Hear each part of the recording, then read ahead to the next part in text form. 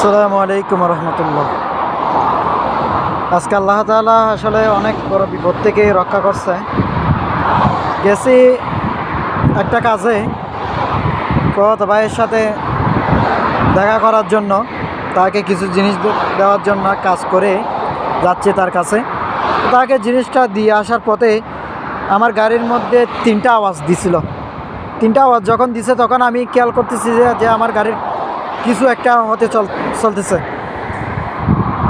দেখতেছি তিনটা আওয়াজ দেওয়ার সাথে সাথে আমার গাড়ির চেনটা এমনভাবে ছিঁড়ে আমার গায়ে পড়ছে, এমনভাবে হয়তো আমার সেফটি ছিল, এই কারণে হয়তো বেঁচে গেছিলাম।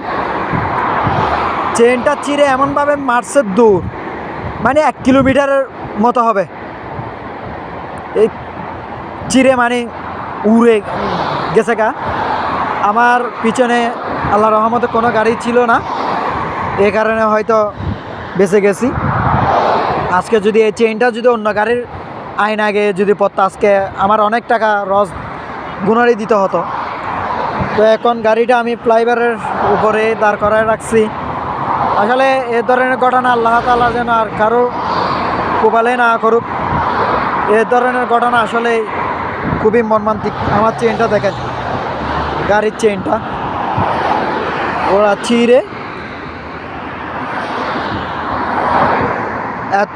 এত স্পিডে যে উড়ে গেছে চেনটা, হয়তো আল্লাহ তাআলা বাঁচাইছে। পিছনে কোনো গাড়িও ছিল না।